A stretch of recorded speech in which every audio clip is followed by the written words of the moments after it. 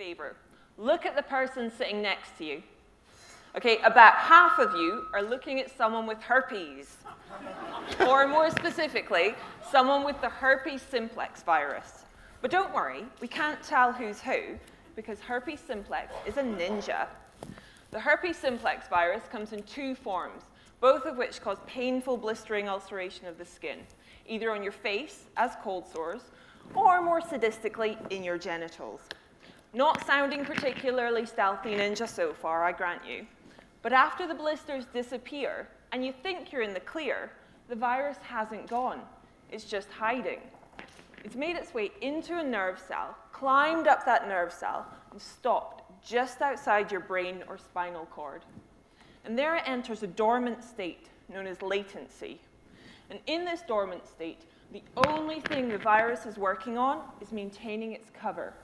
Now, key to maintaining this cover is a stretch of viral DNA, which encodes a set of instructions which prevents the nerve cell from telling the immune system it's been infected, and also prevents the nerve cell from committing suicide, which is what it would like to do once it realizes it's got herpes. And as well as influencing the nerve cell's behavior, that stretch of DNA also keeps the rest of the virus in check, preventing it from causing an active herpes infection. That is until it receives the equivalent of a bat signal for herpes. It could be sunlight or the stress of telling your esteemed judges that they've probably got herpes simplex.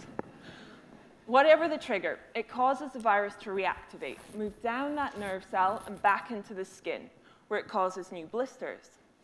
But in doing so, the ninja has had to show its face, and this is when we can attack it, using drugs which inhibit viral replication. However, herpes simplex is a crafty ninja. It staggers the reactivation process. So there's always some of the virus in that latent state that we just can't get at.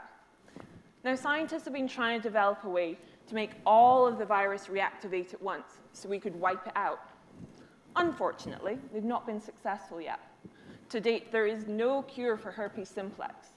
This is a sad fact for the vast majority of us, but an opportunity for some who set up herpes dating websites, one of which has over 650,000 singles with herpes, all looking for love and all hoping to defy the adage that the difference between love and herpes is that herpes lasts forever.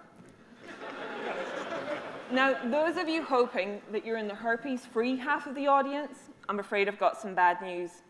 You see, there are 8 herpes viruses which infect people.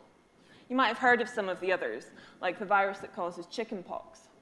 Now, as a species, we are riddled with herpes viruses. Over 90% of people on the planet will have had at least one of these viruses in their lifetime. And as all herpes viruses can establish lifelong infections, chances are almost all of us have our very own herpes virus hiding inside us. Ninja.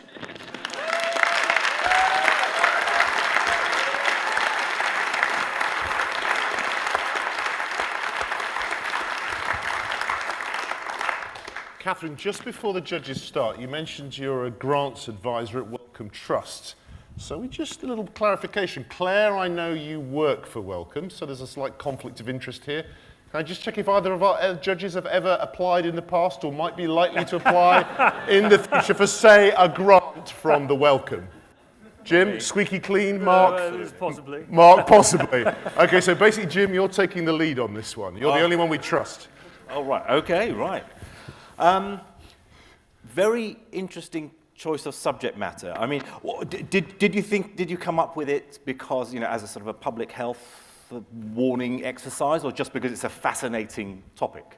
I think it's kind of creepy and a little bit cool that we've all got herpes viruses hiding inside of us, and it kind of disturbed me, so I thought I'd share it with everyone else and disturb them also. So, yeah. Do I have to think of another question? No, sorry. Despite the fact that I might apply to the Wellcome, I'm still going to ask this.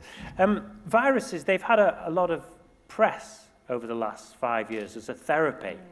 Could you tell me your favourite virus and how that's been used as a therapy? Oh my God, my favourite virus and how it's been used as a therapy. You can stick with HSV if you want. I can't think of any viruses that have been used as therapy apart from in the context of Are you thinking bacteriophage would be an example? But I don't know the name of the virus, and it's not necessarily my favorite.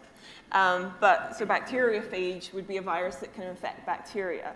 And certainly in the world where we're thinking about concerns about antibiotic resistance, some people have been talking about, well, what about we could exploit the fact that viruses can infect bacteria and kill them? So that's something that I know has been looked at, but I don't know if it's my personal love of viruses. Yeah, is it? I mean, you say that, don't you? That you've got a personal love of viruses. Why this? I mean, why this topic? Because I think, well, for me, I think personally, I think STDs are quite an interesting topic. I think they're a big public health problem. I think that herpes is one that is really common, but we don't really talk about it as much. And I think a huge problem when it comes to... But cancer's a big problem. Yeah, but STDs are a problem that comes with a huge amount of stigma. You have cancer and people don't judge you for it. So does mental illness. Okay, people judge people for having mental illness, but that doesn't make viruses less of a problem, STDs less of a problem. Right? Right? I was just wondering if there was something more than just a fascination with STDs. Well, I just think... On that note, Jim... I'm about to say, stop bullying her. I mean, come on. We've got time for one more, if there is one more question. I won't ask. Your hands are clean. Okay, in that case, can we please put your wipe your hands, then please put them together for Catherine Carver.